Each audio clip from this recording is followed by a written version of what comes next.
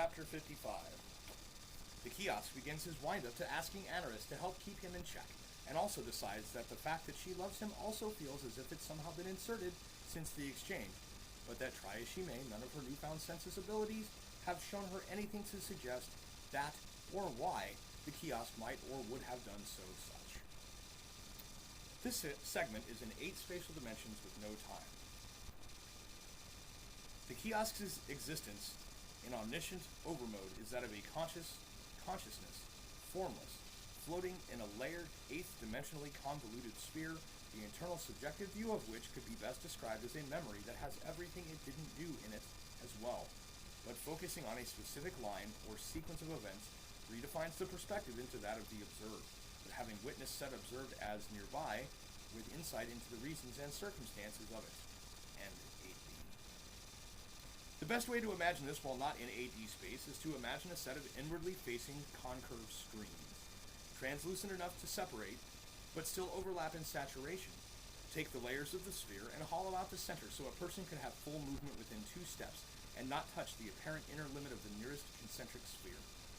The layers outwardly organized by the active use or by intentional array and in formless capacity, which is to say without the active conscious part of the mind-body processing. The consciousness is free to roam paths throughout the layers and screens.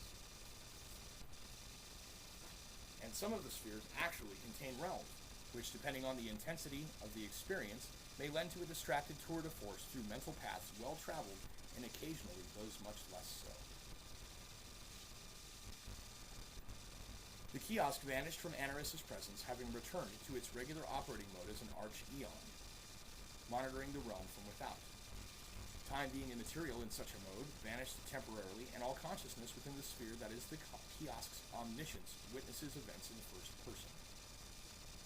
With one layer focusing on Anaris and her quest, the next available layer then shows the quarry, floating in its biochemical haze within the cave beneath the island. Several other trails pop up in successive layers, showing all possible routes around the island, as well as any routes of exit from the realm. The kiosk signals, via Anaris' link to it, that to enter the house is to repeat the events of the first 2 books, which need not recur just yet. To enter the cave is to accomplish one goal, but risk losing several other integral goals as well, but that none of those goals can be made possible without entering the cave. Exiting involves simulating death within the realm, which being holy ground also negates several integral paths. The kiosk suggests that Anaris not answer the call just yet, and that it will return shortly. Switching focus to the cave, the kiosk notices a path connecting the cave's sole present occupant and those who have already arrived in the lower house. It decides to flicker into their room without being noticed, but at the moment of their arrival, which is prior to his arrival, back at Anaris' side.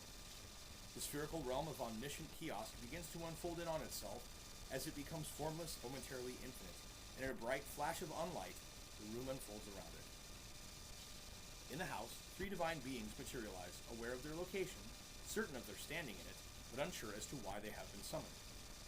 Anaris, meanwhile, notices time has done that thing again, and then suppresses the urge to shudder as regular third-person past-tense recall of the present moment resumes. She began by unmaking the phone she had found, reviewing the message sent by the kiosk, and decides to go back over every inch of the island to find anything not yet discovered in her brief tour moments earlier. The thing that gets me, she thought to herself, is that this entire island is built of Abrahamic deity metaphor, while I know full well all beings likely to be here of their own accord are either Far Eastern or Greco-Roman mythology. As she approached the rocks near the western cliff, she noticed the layout had indeed changed. The standing stones had become a table and several chairs.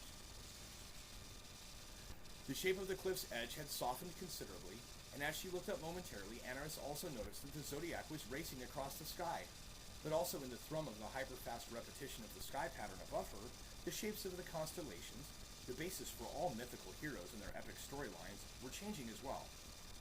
Stars drifted lazily in some places, hastily in others, and while the general shape of the archetypes was consistent, within the boxes mankind had arbitrarily placed as their boundaries, new stars were forming as old stars appeared withered and bloomed, making any recognition of the constellations difficult, as the originals appeared to traipse across each other, battling and intertwining until finally, as she became dizzy and looked once more to the ground, she noticed that the trees which had been felled to build the house were now standing all around her, foliated and vital. she decided that the time was right to try out her new omniscience sphere, and Anaris vanished briefly, and then reappeared suddenly. Anaris sat down on the nearest convenient stone chair and decided not to be surprised at what her long journey through omniscience had relayed to her subtlety. The trees were both there and not there.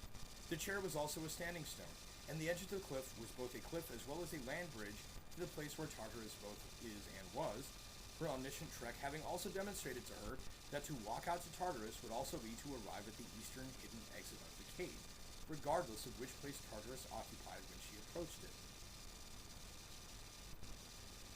She decided to sit and wait for the kiosk to return, and as soon as she'd resigned herself to the wait, someone appeared beside her.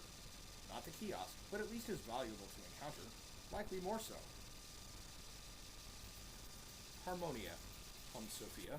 There are things about this experience you aren't being shown by your attendant. I just thought I'd let you know that. I know, came Anaris' reply, but to be quite honest, I believe the reason has to do with overlooked nuance in the omniscient mode, coupled with its purpose-driven nature of its existence, as opposed to malicious or omniscious intent on its part.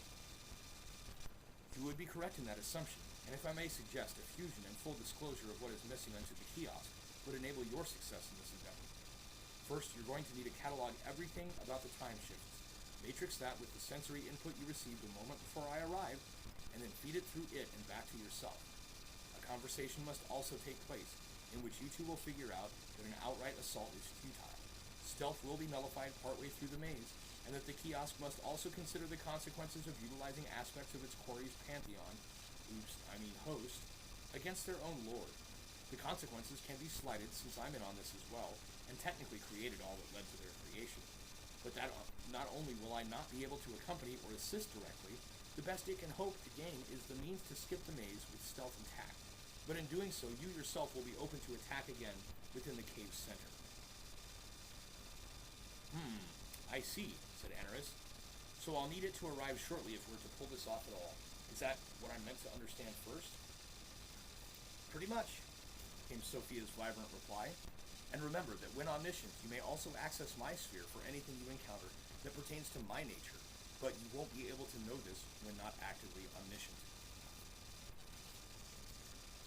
At that, Sophia faded into a fine mist, which then drifted away on the light wind that had picked up around the stone table and chairs/standing stones by the cliff/land bridge. Anaris sat by the edge of the cliff for several hours until she decided to flicker into omniscience again, and so did, and upon returning a moment in a lifetime later, initiated a fusion, regardless of the lack of proximity between she and the kiosk. Hours earlier, in the house on the hill to the north of the center of the island, the kiosk, formless, sat and watched as Eris, Zoe, and One manifested themselves in the living room of the house, which then came to resemble a house party with a full bar, however only occupied by the three of them. One walked up to the bar, and an amazingly gorgeous female bartender rose from seemingly nowhere to stand behind the bar. Eris ordered a strong drink and commenced having always been on the couch, as Zoe sat at the bar, and One became androgynous, resembling a hybrid of both Zoe and Eris, which the kiosk took to be the means by which Anaris had previously accessed Eris' continuity. The phone in the next room, to the right of the bar, rang, and an almost as hot as the barback came in from the room, announcing that Anaris would be arriving a few hours ago. The kiosk, realizing it had fallen for its own trap, continued observation, but noticed a shift as Anaris and itself merged momentarily, affecting not only the room, but also the realm. Anaris shifted back to herself, and then recalled the dreamlike exchange which had transpired between the kiosk and the contents of the room it occupied, and herself as the kiosk sitting on a stone chair, which was also a massive pillar. There's something missing in your view. Is there? Yes. Such as? Well, first there's your lack of temporal dynamic view, which I possess, having now entered my own sphere of omniscience.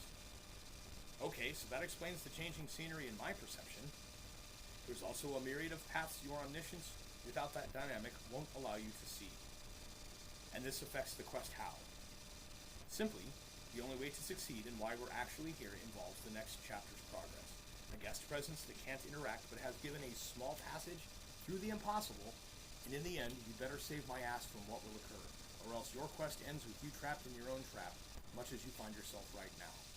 The rest you will come to realize as this fusion fades and you return to the kiosk. The kiosk returned to normal consciousness outside the house, but fully cognizant of the interior and its inhabitants, and opted to walk away from the house, bound momentarily to the realm into which it had returned. As the new memory of the glimpse into Anarus's omniscient view and her insights spread throughout its consciousness, and then the idea struck. Anarus, being polytemporal, could arrive first, distract, and the entire time also be pneumatic, and therefore untouchable by the quarry. The kiosk feels a shiver and a brief ache behind it as its wings begin to change, noticeably for the first time in a very long time, and Anarus in her seat becomes uncomfortable as she finds her own have finally become. With her moth feather as fine as equine fur-covered wings at her disposal, Anarus opened the book she had picked up several chapters ago and began to resolve Book 3. The initial representation is as follows. Book 3, in brackets. Time becomes subjective and relative as the kiosk passes several lifetimes in processing the outcome of the simulation, plays with the weather subconsciously while doing this, and Anarus spends several hours finding her way to the house without a tour guide, during which the following occurs. 1. They meet halfway through Anarus's trek as the kiosk decides or somehow manages to manifest and let the results so far effects resolve subconsciously. 2. Providing some much needed recreation in the form of a short flight in an improved area or window. 3. The kiosk asks Anarus to help keep it in check after they leave the realm, given the enormity of what has transpired in processing. 4. Anarus suggests that they should have a safe word with some power behind it, but they are unable to come up with the perfect expression which includes an equally safe and non-negative side effect, and then joke about unmaking reality being the perfect unattainable power, but then what word should be used to activate it? The dialogue.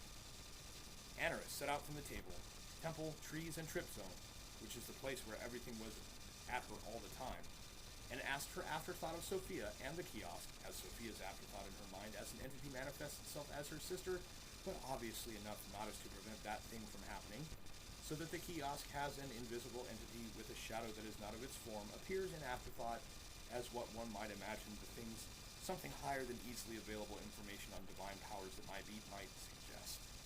The new look is somehow an improvement. That is the end of the section of Book 3. Anarus says, "So, do you know where we're going? Is that a valid inquiry?" The kiosk's shadow. "I'm not the kiosk. I'm following you." Anarus. "Oh, okay. So, let's talk about what my mind shows me of you. For when you are here to appreciate via my eyes and your own at the same time, without being in that goofy sphere you invented." The kiosk's shadow. "I am a manifestation of your own will, but when it returns, I'm sure it will get inflated about it if we're not careful. And by we, I mean you/me and it."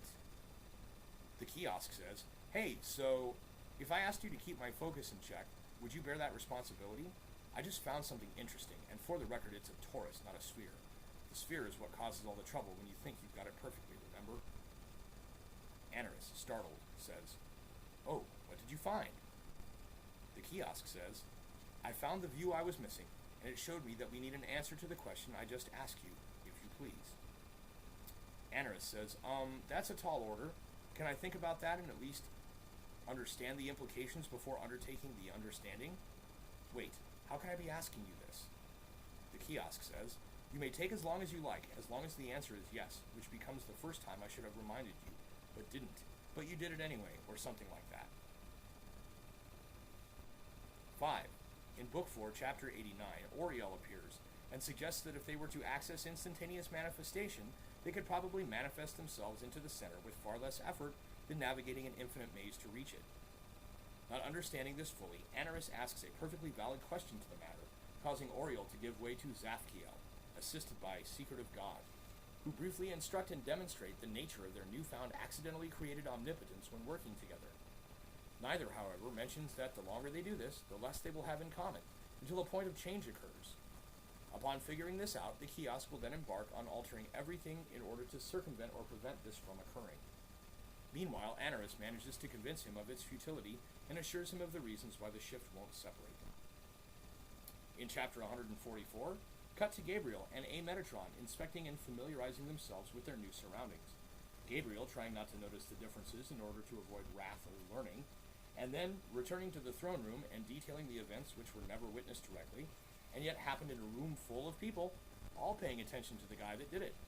it being telling a joke using only the Fibonacci sequence, and the punchline being that 12 of 12 is 144, which is also the 12th authoritative chapter in the work entitled Book 4. Cause segue intrigue via the battle to end all battles. Book 3 would then begin with an exposition of the structure without the meaning filled in.